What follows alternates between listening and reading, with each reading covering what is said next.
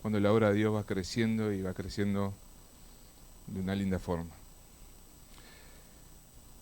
Vamos a seguir estudiando la palabra de Dios. ¿En qué carta estábamos?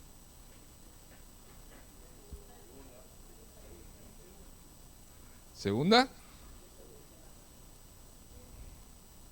Bien, bien, bien.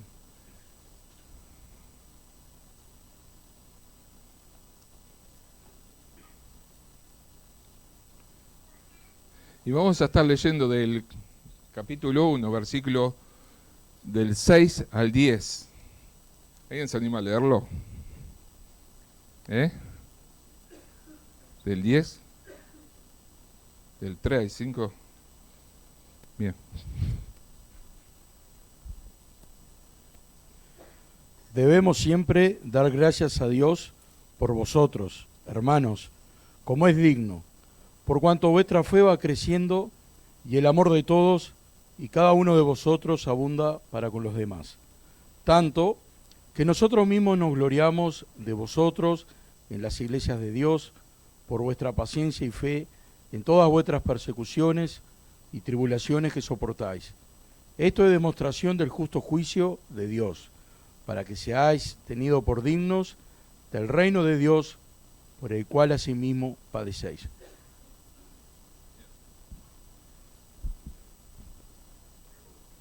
Está bien, ¿eh? Bien. Menos mal que soy cardíaco, pero resistí.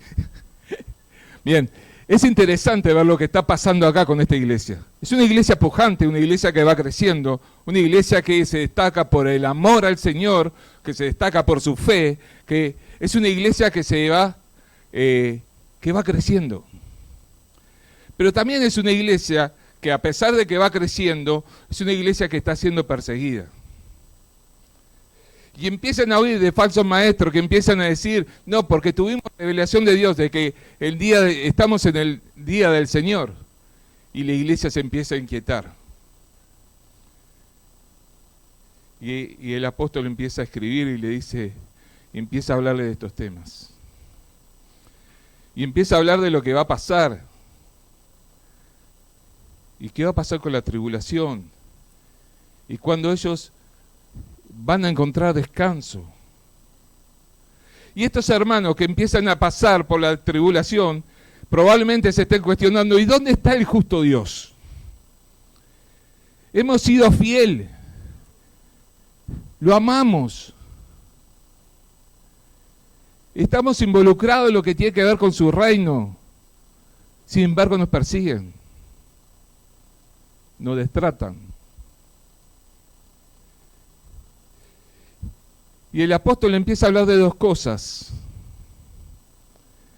de sosiego y de juicio. Y sabe, hermano, que nosotros en lo cotidiano, hay momentos en los cuales sufrimos persecución, y gracias a Dios porque en este lugar no tenemos tanto, pero cuando miramos hacia el Medio Oriente y vemos cuántos hermanos pierden la vida por ser fiel al Señor, ¿qué es lo primero que se nos viene en la cabecita? Como decíamos ayer. ¿Dónde está Dios? ¿Por qué tantos hermanos que son fieles y son preciosos pierden la vida por amor a su nombre? ¿Por qué permite, si es un Dios de poder,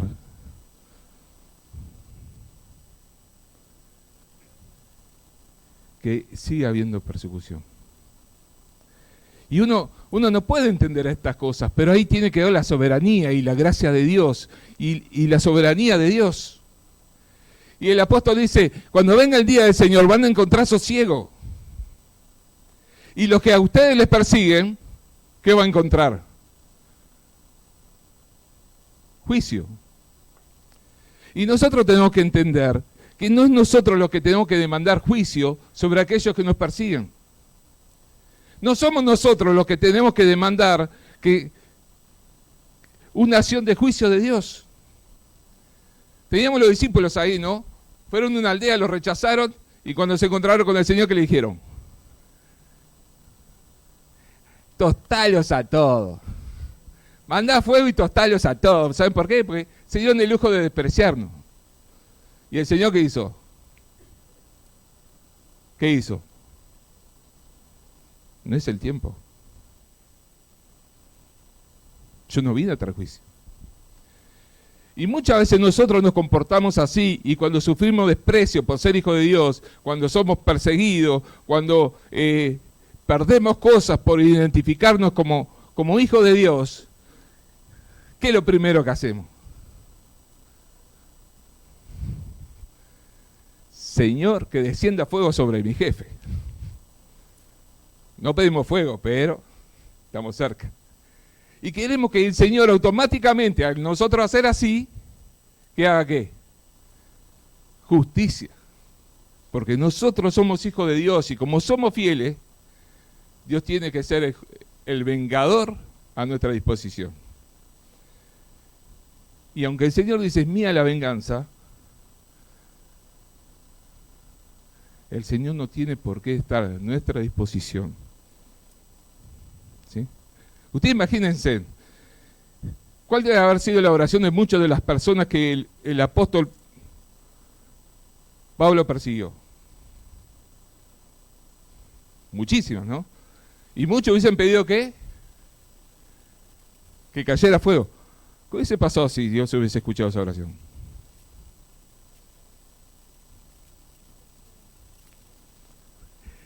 ¿Qué hubiese pasado si Dios hubiese escuchado la oración y hubiese consumido a Saulo?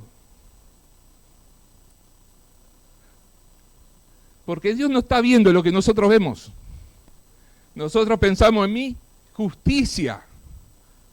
Porque pobre de mí, yo estoy siendo perseguido, porque yo estoy sufriendo por esto, porque yo tuve que pasar por esta cosa por causa del Evangelio. Y está bien que sintamos eso.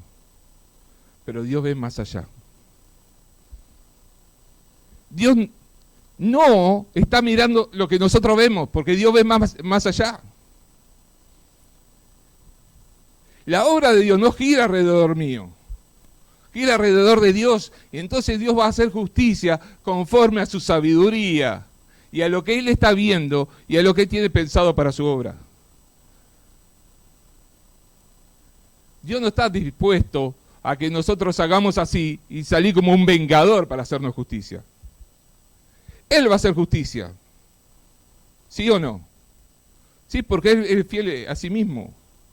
Y Dios es justo y no permite la injusticia. Simplemente que a veces demora en responder frente a la injusticia. Y a veces espera el tiempo de que Él va a ser juez. Y el apóstol quiere que estos hermanos se entiendan diciendo, va a haber un tiempo para que ustedes encuentren sosiego. Y va a haber un tiempo para que pueda haber juicio de parte de Dios, porque Dios va a hacer juicio, porque Dios es fiel, justo, y siempre va a hacer justicia a favor de sus hijos. Pero no cuando sus hijos quieren. ¿Cuántos hombres que son valiosos, que son temerosos de Dios, pasan años en una cárcel por causa del Evangelio? ¿Dios es injusto? ¿Dios está tan ocupado que se olvidó de ese hermano? ¿Dios no tiene tiempo para atender esa situación de ese hermano? Ahora, ante nuestros ojos, ¿qué vemos? Injusticia. ¿Pero Dios es injusto? No. Solo que en su soberanía Él sabe cuándo va a hacer la justicia. Y Él sabe que va a haber un tiempo donde cada persona va a ser juzgada.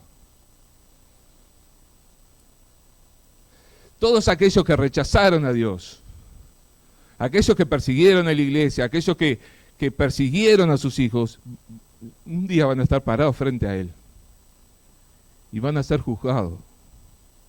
Y ahí va a estar ese Dios justo impartiendo justicia.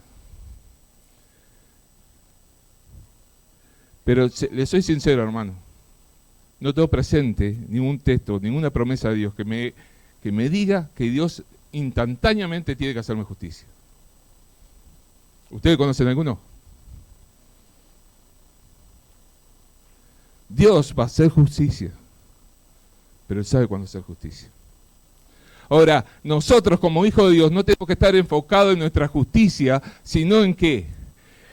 El apóstol está invitando a que estos hermanos permanezcan fieles a pesar de la persecución.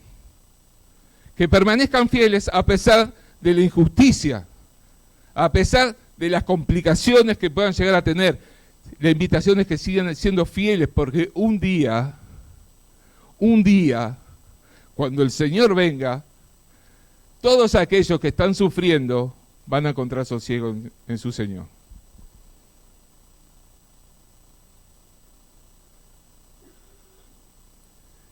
Y van a poder estar en la presencia de su Señor y disfrutar y ser consolados por su Señor. Y bendita promesa de la del Señor Jesús de venir a buscar a su iglesia. Y puede haber un pueblo gritando Maranata, pero el Señor sabe cuándo tiene que venir y sabe cuándo le va a dar sosiego a su pueblo. Esto no quiere decir que continuamente tengamos que estar sufriendo, pero en la vida cristiana hay sufrimiento. En la vida cristiana hay rechazo. Y si no tienes rechazo, analiza tu vida cristiana.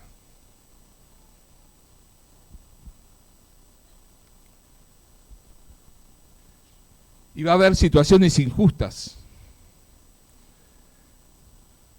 Y a veces vas a tener que compadecer frente a un tribunal que para nada va a ser justo, que no se va a valer de las leyes. Y vos vas a estar diciendo, pero Señor, yo te fui fiel. Yo enseñé tu palabra. Y dije lo que vos pensás sobre la homosexualidad. Y vas a decir, Dios es injusto. Dios no es injusto. Y Él siempre va a respaldar a sus hijos, pero Dios sabe cuándo hacer justicia. Y Él conoce los tiempos. Y hubo un hombre que por hacer las cosas bien delante de Dios estuvo en la cárcel, un tal José. Y pudo haber gritado, pero Dios es injusto, porque yo salí corriendo, no tenía por qué estar preso. Yo no quise contaminar, no quise pecar, pero sin embargo estoy preso. Y uno puede decir, ¿dónde está la justicia de Dios? Pero hay justicia de Dios. Y al final de la historia de José podemos ver que Dios hizo justicia.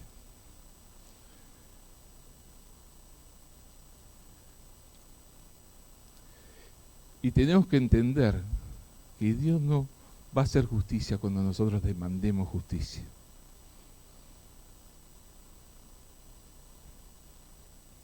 Que Dios no va a salir corriendo a nuestro auxilio porque nosotros peguemos 3 gritos o hagamos un berrinche. Dios sabe cuándo ir a nuestro auxilio y cuándo simplemente esperar en silencio y contemplarlas, cómo se desarrollan las cosas.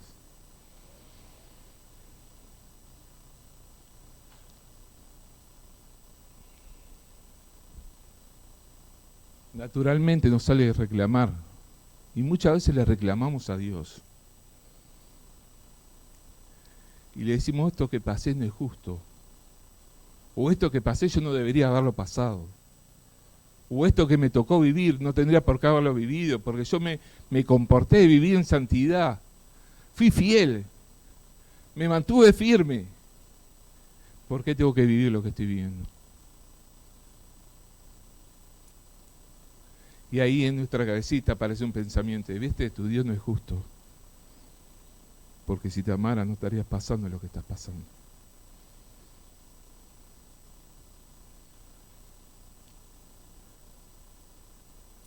Pero a pesar de nuestra peor circunstancia que tengamos que vivir, el amor de Dios está presente.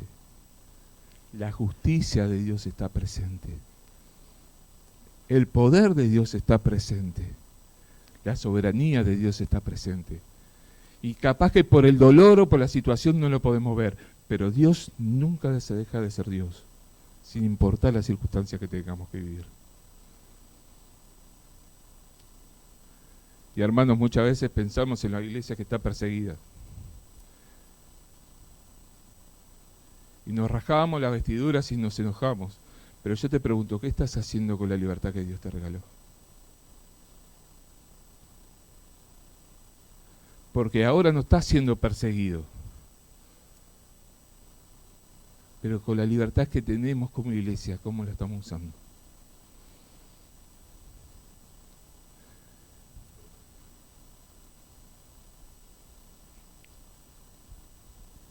Y nos indignamos por la iglesia perseguida, y está bien.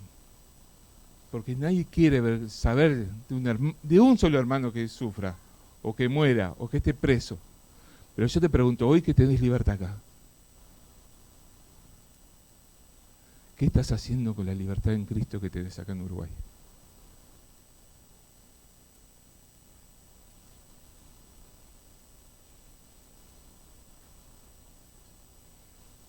Porque esta iglesia era perseguida y crecía, y era ejemplo para las iglesias de alrededor.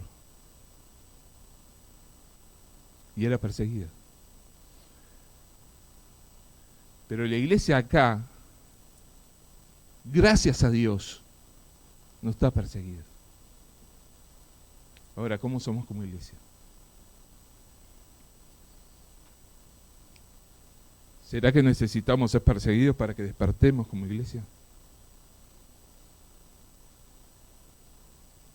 ¿Será que tenemos que tener precios sobre nuestras cabezas para empezar a gritar el nombre de Cristo?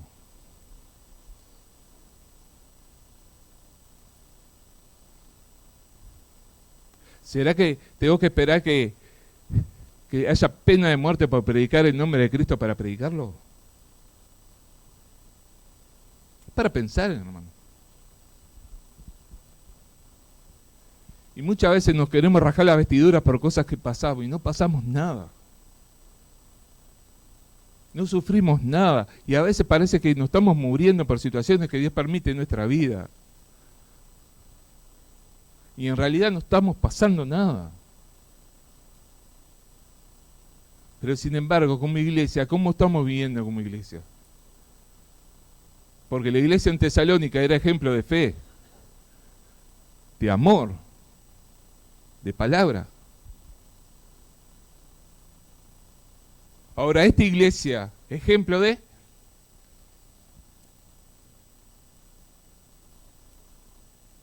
Los hermanos en Tesalónica eran perseguidos, pero ellos se identificaban con Cristo y anunciaban el Evangelio, por eso la iglesia crecía. ¿Y nosotros acá?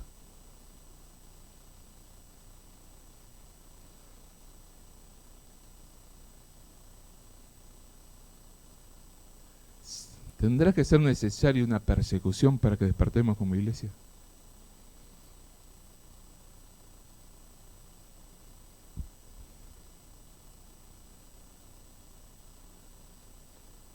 Es para pensar, ¿no?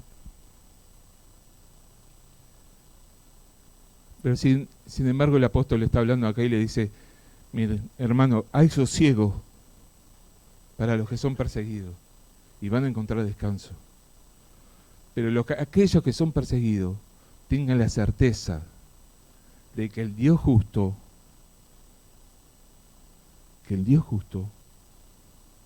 va a juzgar todas las cosas. Y esas son dos certezas que tenemos cada día nosotros cuando caminamos en la vida cristiana, que va a haber sosiego para nosotros. Que hay una promesa ahí que nos enciende la esperanza de que Cristo viene pronto a buscar a su iglesia y decimos, Señor Jesús, ven pronto. Pero también sabemos que aquellos que se levantan contra su pueblo, aquellos que están dispuestos a hacer obstáculo al crecimiento de la iglesia, aquellos que están dispuestos a perseguir, a dañar y a destratar a sus hijos, van a ser juzgados por ese Dios implacable.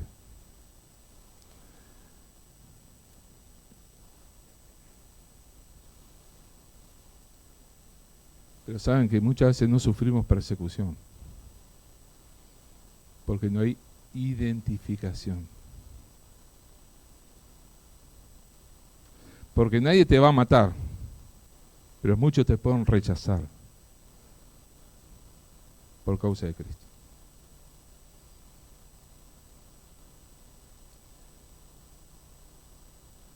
Con solo decir lo que habla el Señor, la Biblia, sobre lo homosexual y sobre el feminismo, quédate tranquilo que rechazo vas a tener por todos lados.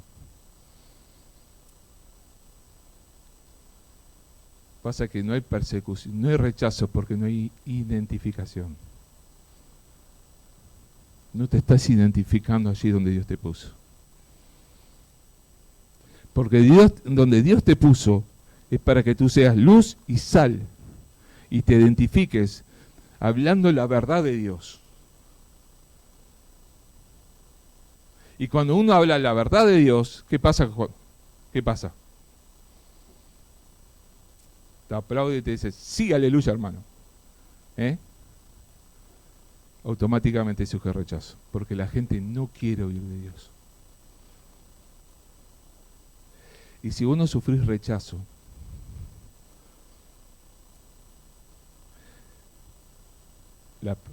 surge la pregunta, ¿te estás identificando con Cristo? ¿Estás usando la palabra de Dios que es incisiva, que entra profundo, que choca con aquellos que no creen y piensan según este mundo? ¿O te es un evangelismo social? Que cuando le hablas de Dios no te rechazan porque total no le dijiste nada.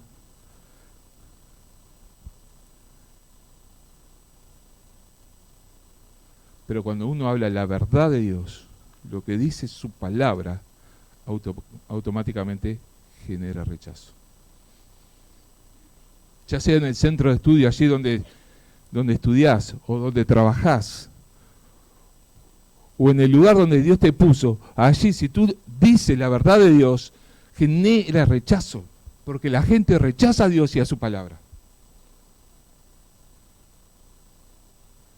Cuando más se va impregnando la persona, la mentira de Satanás, más choca la verdad de Dios. Y si tú hablas la verdad de Dios, si tú vives como Dios quiere, si tú vives a la manera de Dios, si la gente empieza a levantar la vista y ve a Jesús en ti, vas a tener rechazo. Necesariamente. Porque las personas no toleran ver a Jesús. Y en la medida que tú vas reflejando a Jesús en tu vida, vas a tener rechazo. Y van a haber gente que te va a dar la espalda. Y que te van a poner nombrete.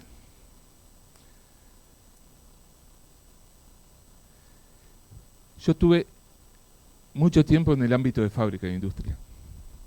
Es un lugar donde, durísimo. Desde el segundo día que entré ya tenía un nombre, un apodo característico. Y no lo quiero decir, pues es degradante. Pero eso me marcaba por mi identificación con Cristo. Y yo creo que muchos no se acordaban de mi apellido, pero sí del apodo.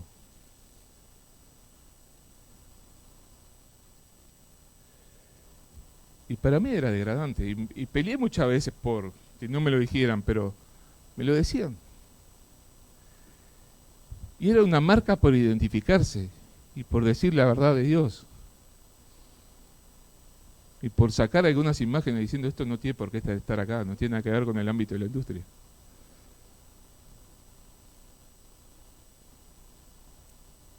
Y hasta que el día que me fui de la fábrica, seguía teniendo ese apodo.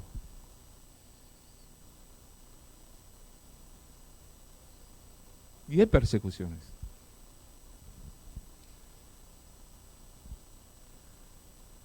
Pero es necesario identificarse con Cristo. Esta iglesia era perseguida porque se identificaba con Cristo. Porque cuando la gente miraba, podía ver a Cristo en la vida de las personas. Ahora yo te pregunto, tus compañeros de trabajo cuando levantan la cabecita y te miran, ¿qué están viendo? ¿Ven a Cristo? Tu forma de actuar, de pensar, de hablar, ¿les marca a ellos que están equivocados? Tu forma de vivir en rectitud, ¿le hace ver que ellos están equivocados? Porque si eso es así, ¿qué va a pasar automáticamente? rechazo. Y va a ser difícil estar solo vos en un ambiente donde hay muchos que te rechazan por causa del Evangelio. Por causa del Evangelio. No por conductas o por cosas que vos decís, que no tienen que ver con el Evangelio. Y vas a estar ahí. ¿Y cuántas veces vas a estar en tu lugar de trabajo diciendo, Señor, por favor, por favor? Y el Señor te va a decir, quédate tranquilo, que vas a tener tu sosiego. Pero también va a tener tu justicia cuando sea el tiempo. Y uno puede descansar en que hay un Dios que está sobre todas las cosas, teniendo el control de todo, que tiene el poder para hacer todas las cosas. Y que ese Dios, en algún momento, me va a hacer justicia. Me va a hacer justicia.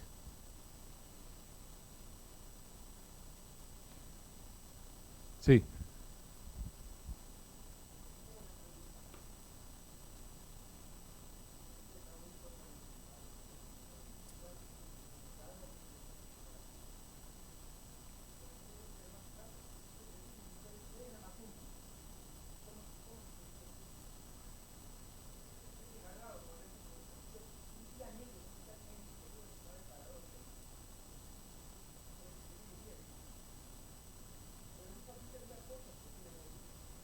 Mira, Jorge, cuando uno empieza a recorrer los caminos del Señor, en obediencia a Dios, hay momentos que son difíciles. Y uno dice, bueno, pero ¿dónde está Dios en todo esto? Pero Dios está.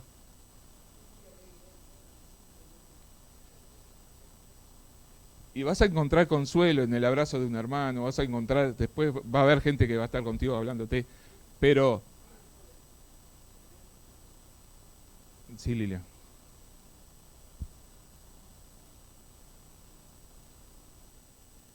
Bien. Bien. Sí.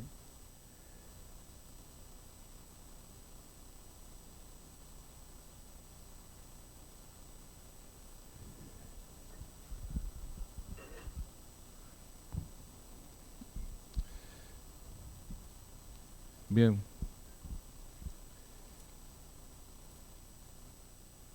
Capaz que me...